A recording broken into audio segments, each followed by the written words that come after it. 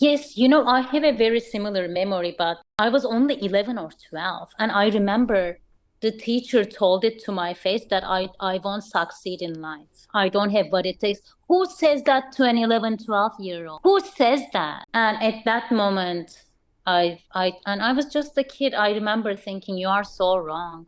And I couldn't understand why he was saying that. I didn't know it would be so wrong to say that to an 11-year-old kid, but I could sense something was wrong. And I could also sense it had nothing to do with me, but it had everything to do with him being unhappy with the job and profession he chose. But I never forget that. Because who says, like, it's one thing to say it to my mom, it's another thing to say it to me. And then Mm-hmm. I was like, no, no, no, you don't get to tell me. Like, you don't No know one me. gets, yeah, but it's crazy. And it's like I was 11, I was 12, something like that. I still can't believe he said that. I think he meant well in the sense that he didn't think I would remember that I was so young. But in a very Freudian way, our thoughts and everything shape up when we are very Mm-hmm. young. But that was the moment I was like, no one gets to tell me. Even as a kid, no one gets to tell me because I decide if I'm gonna do whatever I decide to do.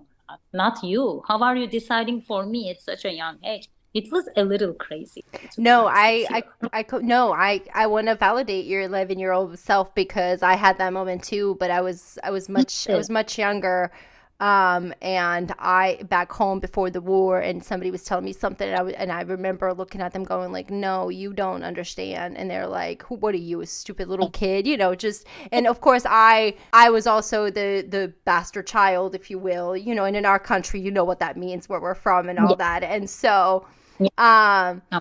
and so, with all of that, somebody telling you you ain't shit, you should have been aborted, your whole town should be, you go, watch me, bitch. I'm like, watch me. Like, but watch Yes. me. It's really that voice. There's that voice that's within us that's like that confidence that goes, watch me.